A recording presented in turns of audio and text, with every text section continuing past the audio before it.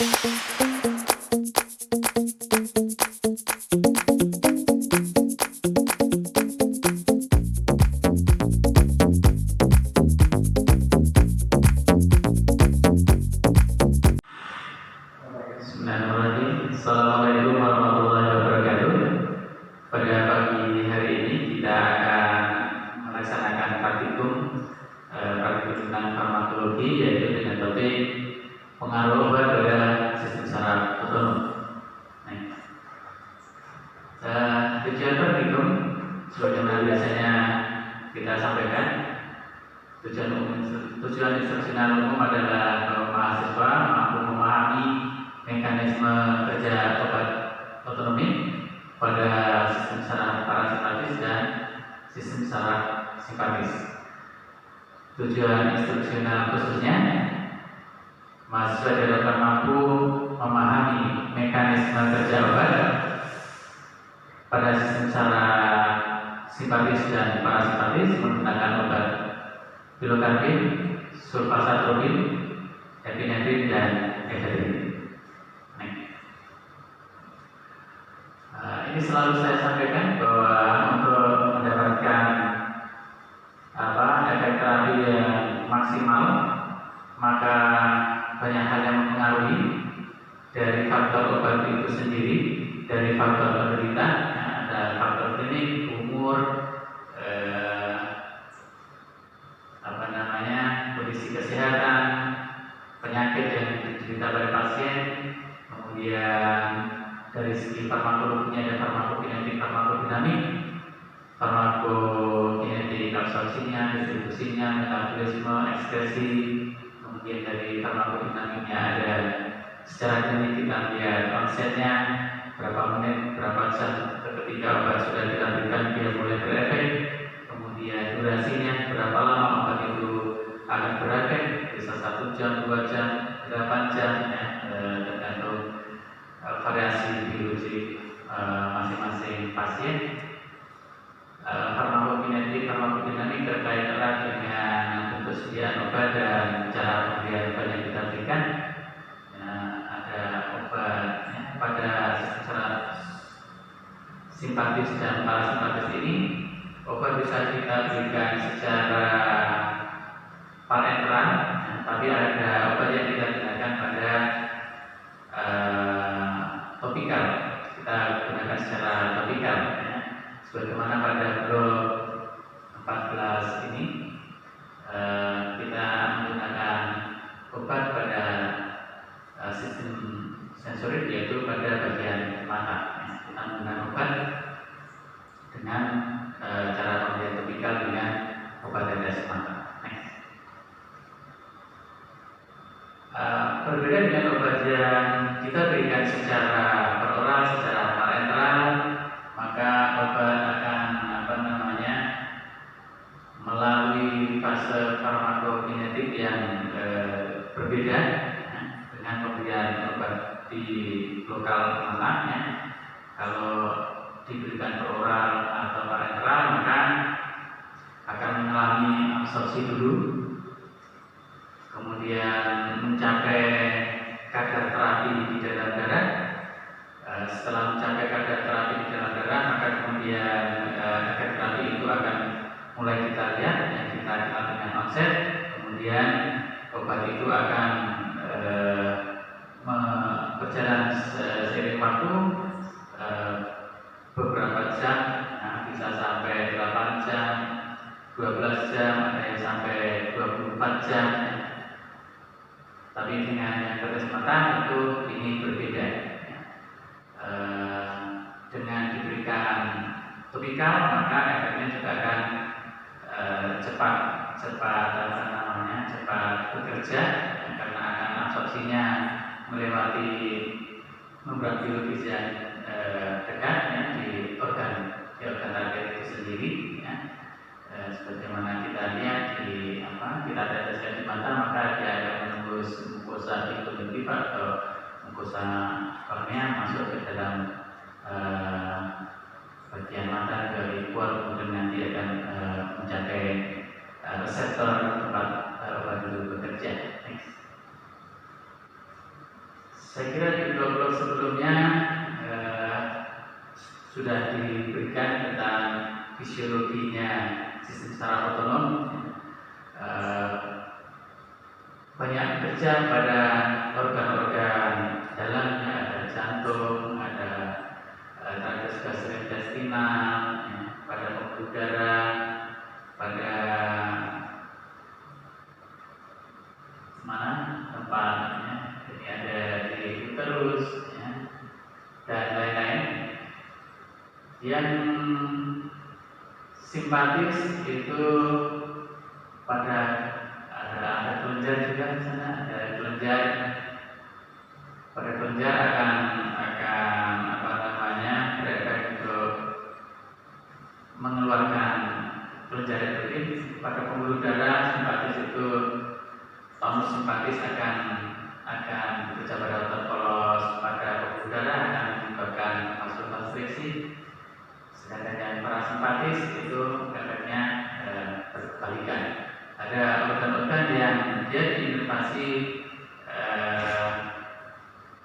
oleh kedua organ, misalnya di bronkus itu secara simpatis akan bekerja melonggarkan, merelaksasi otot bronkus, sedangkan yang parasimpatis akan menimbulkan kontraksi otot bronkus. Di mata juga demikian, akan bekerja pada pupil. Yang simpatis akan menyebabkan kontraksi otot silia sehingga akan terjadi mutiasi, sedangkan yang parasimpatis akan menyebabkan miosis. Itu saya kira sudah banyak dipahami pada proses sebelumnya. Nah, khusus pada mata itu ada dua jalur, baik simpatis dan parasimpatis. Yang simpatis aktivitasnya itu akan menimbulkan mitiasis, sedangkan yang parasimpatis itu akan menimbulkan miosis ketika ada tonus saraf dari motoriknya, pusat motorik. Jadi kita nanti akan lihat. Kita tahu bahwa pada sistem saraf otonom yang simpatis itu ada reseptor alfa, reseptor beta. Kemudian yang secara parasimpatis ada reseptor muscarinic, yang reseptor alfa beta itu transfernya adrenalin atau epinefrin, sedangkan yang parasimpatis itu asetilkolin. Jadi nanti obatnya ada dua macam, ada yang berefek pada simpatis, adrenalin atau epinefrin dan efedrin. Kemudian yang bekerja pada sistem saraf parasimpatis ada efeknya yang memacu atau stimulasi adalah pilokardin, sedangkan yang menghambat adalah surfas atrophinex. Jadi ada dua obat yang bekerja pada reseptor itu, bisa agonis atau antagonis. Pada sistem saraf simpatis yang agonis pada pupil itu akan menyebabkan pupil mata. Yang parasimpatis akan melibatkan pupil mata. Yang antagonis itu obat yang kita kenal hanya yang di parasimpatis saja, yaitu sulfasalopin. Nanti kita lihat efeknya akan melibatkan pupil. Jadi efeknya seperti pemberian agonis pada simpatis. Jadi efek obat pada sistem saraf otonom yang agonis itu bersifat stimulasi, yang antagonis yang inhibisi. Pada sistem adrenalisik ada agonis yang direct atau indirect, kemudian ada yang kolinergi juga ada agonis yang bekerjanya direct atau indirect, dan ada antagonis. Tapi kalau di klinis yang biasa kita jumpai, yang antagonis itu yang untuk obat kolinergi. Next. Kemudian hewan uji dan alat-alat yang kita gunakan pada praktikum ini ada hewan ujinya adalah kelinci ini. Kemudian alat-alat yang kita gunakan ada garis, ada baterai, kemudian ada obat-obatnya tadi yang kita sebutkan ada pilokarbin, ada sulfasalpin, epinefrin, dan efedrin. Pengaruh obat pada saraf simpatis yang epinefrin itu simpatomimetik non selektif, jadi bekerja pada reseptor alfa maupun reseptor beta. Kemudian yang efedrin ini merupakan amin simpatomimetik, dia bekerja sebagai agonisi reseptor alfa dan reseptor beta adrenergic, tapi dia juga mempunyai mekanisme kerja dengan menstimulasi pelepasan atau rilis norepinefrin di akhiran saraf simpatis itu. Sedangkan pengaruh pada sistem saraf parasimpatis nanti yang digunakan untuk praktikum ada pilokarbin, ini agonis muscarinic, kemudian sulfasalpin, ini antagonis muscarinic atau inhibitor kolinergi. Proses praktikum nanti sebelum obat diberikan kita ukur dulu, ukur diameter pupil dari kelinci, jadi diameter vertikal, diameter horizontalnya tanpa stimulasi sinar dan dengan stimulasi sinar untuk melihat apakah refleks pupilnya masih baik atau tidak. Kalau kita sinari mestinya akan ada refleks yang menimbulkan miosis pada pupil kelinci. Kemudian setelah itu kita teteskan obat sesuai dengan skema pada sarkus konduktif kelinci ini, kemudian setelah diberikan obatnya tadi yang bekerja pada sistem saraf simpatis atau parasimpatis, nanti kita menggunakan dua kelinci untuk satu untuk sistem saraf simpatis dan satu untuk sistem parasimpatis. Kemudian setelah dilatasi, kemudian kita mengamati dan mencatat perubahan yang terjadi pada pupil kelinci itu. Pengaruh pada sistem saraf otonom yang parasimpatis, setelah kita tadi ukur pupil awalnya ada berapa mili diameternya ketika tidak ada pemberian obat, pupil normal. Kemudian yang kanan kita deteksi dengan dua tetes pilokarbin, yang kiri samanya dengan dua tetes pilokarbin. Kemudian diamati 5 menit, kita amati perubahan pupilnya, apakah mengecil atau tidak. Setelah diamati perubahan, kemudian yang mata kiri kita deteksi dengan dua tetes atropin, yang kanan juga dua tetes atropin. Kemudian kita amati perubahan pupilnya lagi setelah 5 menit, kira-kira 5 menit, apakah dia tambah nucleasis atau dia pupilnya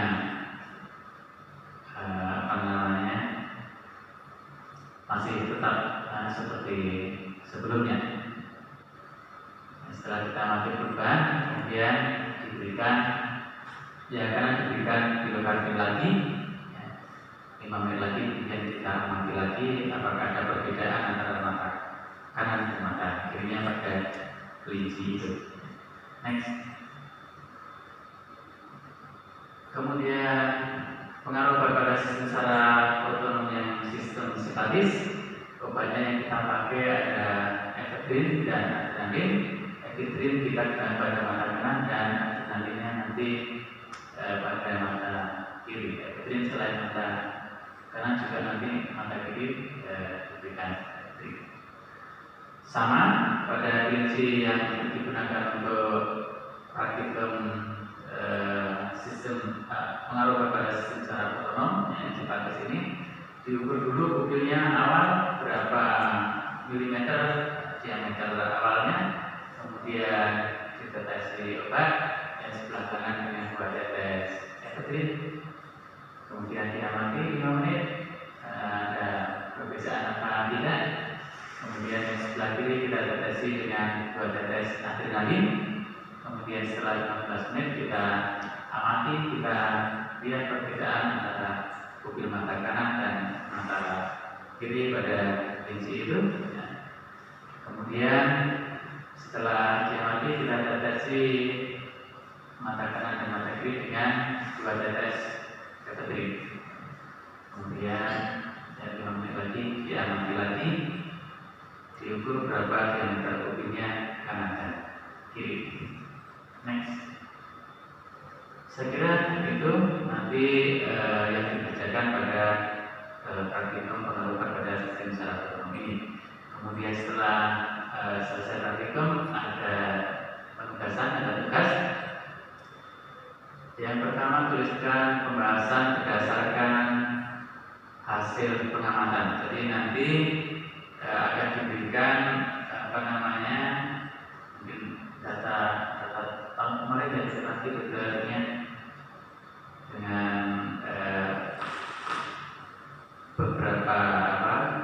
beberapa subjek kelinci yang diberikan obat itu, kemudian nanti dianalisa di laboratorium praktik. Anda jelaskan farmakokinetik, farmakodinamik, obat-obatan yang kita gunakan pada praktikum ini. Next. Yang saya kira itu pengantar yang perlu saya sampaikan terkait dengan praktikum yang akan kita lakukan pada hari ini. Saya kira saya sebutkan sekian. Akhir kalam bila taufiq. Assalamualaikum warahmatullahi wabarakatuh.